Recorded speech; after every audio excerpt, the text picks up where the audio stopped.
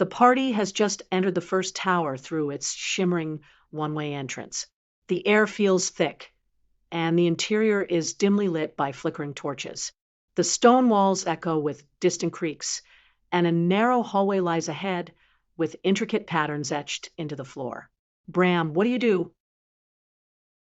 I charge down the hallway, trying to look for traps or anything suspicious as I move ahead. Bram, with a burst of energy, you charge down the hallway. Your keen instincts as a barbarian heighten your senses. As you sprint forward, the patterns beneath you suddenly shift and glow, revealing a hidden trap. You're quick enough to halt, but you're now balancing precariously on a narrow, safe section. Mayo, what do you do? I try to use my staff to channel divine light, revealing the safe path. Falander's wisdom shall guide us away from harm and heresy. Mayo, as you hold your staff high, a gentle divine light flows from its tip. The soft glow reveals a faint shimmering path that winds through the intricate patterns on the floor. Falander's guidance ensures your party has a clear, safe route across the trap-laden floor. Corin, what do you wish to do next? I try to silently move ahead, following the path revealed by the light. I'll check for any hidden surprises or treasures along the way. Corin, as you move silently along the shimmering path, your deft thief skills come into play. You notice a loose stone in the wall with faint carvings around it. Gently prying it open, you discover a small pouch containing ancient gold coins. But your movement causes some dust to settle, revealing a hidden door to the side, slightly ajar. What do you do next, Bram? I peek through the hidden door, ready my axe, and try to listen for any sounds from beyond. Could be danger or more treasures waiting. Bram, as you peek through the door, you see a dimly lit chamber filled with dusty old crates and barrels. Listening closely, you hear the faint shuffling of something moving within. The air is tense, and you sense both treasure and potential danger await. Mayo, what's your next move? Worried, I cautiously step forward and try to sense if there's any dark magic or undead presence within the chamber. Falander's light shall protect us. Mayo, as you step forward and channel Falander's divine light, a soft glow emanates from your staff. The light reveals a chilling presence lurking among the crates, indicating the presence of a restless spirit. The air grows colder as it seems to sense your party. Corin, how do you proceed? I try to sneak closer and identify what we're dealing with. Perhaps there's a way to bypass it or find a valuable treasure amidst the danger. Corin, as you stealthily creep closer, you manage to glimpse an ethereal figure, its translucent form shifting among the shadows. It seems tethered to a rusted chest that might hold great value. But as you inch closer, the spirit notices you and begins to wail, sending a chill down your spine. Bram, what's your next move? I charge at the spirit with my axe ready, aiming to disperse it. I'll protect us and clear the path to that chest. Bram, as you charge forward, your axe gleaming in the dim light, you swing at the spirit. Your blow strikes true, momentarily dispelling the wail and pushing it back. But your attack seems to only disrupt the spirit momentarily. Its eerie presence still lingers, and it starts to recover. Mayo, how do you act? I call upon Falander's power to banish this heretic spirit, channeling holy energy through my staff to cleanse the chamber of its presence. Mayo, as you invoke Falander's holy power, your staff glows with radiant energy. With a wave, the energy beams toward the spirit, engulfing it in a shimmering light. The spirit lets out a final wail before dissolving into mist, leaving the room free of its haunting presence. Corin, what steps do you take now? I rush to the chest, eager to pick its lock and see what treasures await inside. There's bound to be something valuable in there. Corin, with nimble fingers, you deftly work the lock on the rusted chest. It clicks open, revealing a gleaming sapphire embedded in a silver amulet, along with a scroll detailing its history and power. But be wary, as this item may hold secrets untold. Bram, what do you do next? I ask Mayo to read the scroll and reveal the amulet's secrets. In the meantime, I'll keep watch for any other dangers lurking nearby. I carefully study the scroll, attempting to uncover the amulet's powers and the heretical mysteries it might conceal.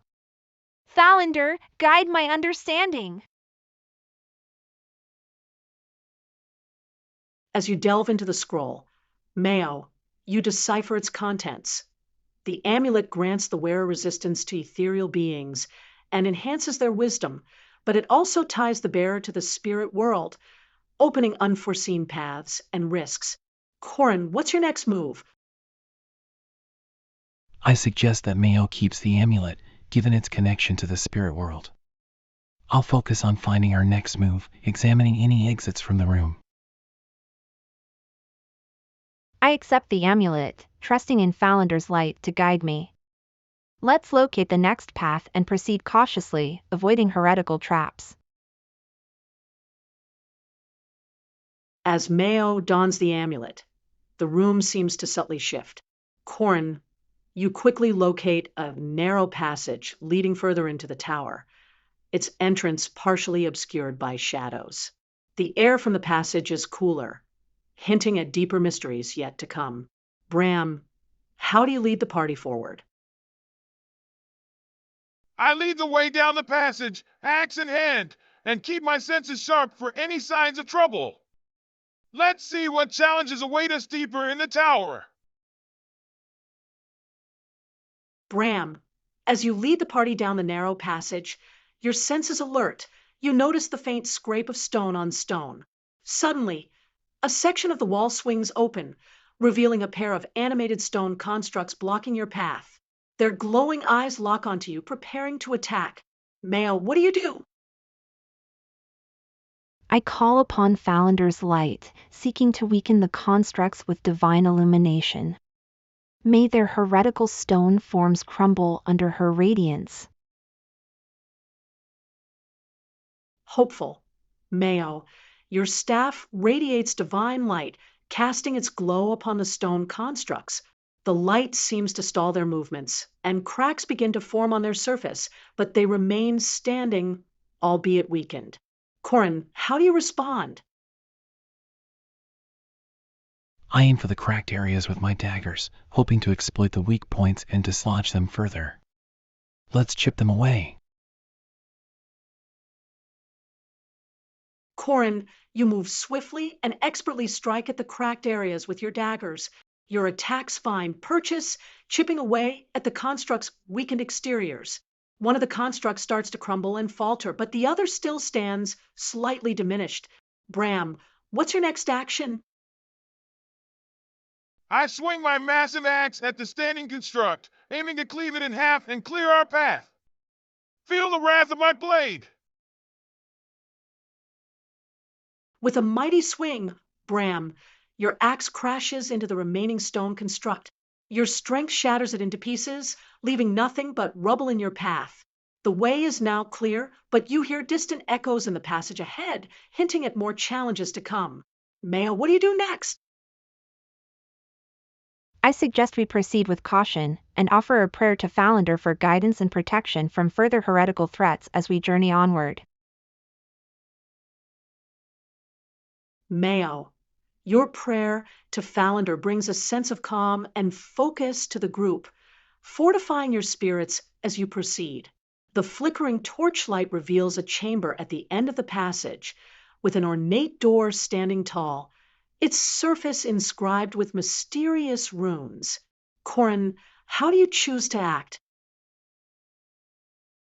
I examine the runes closely, seeking to understand their meaning or any clues.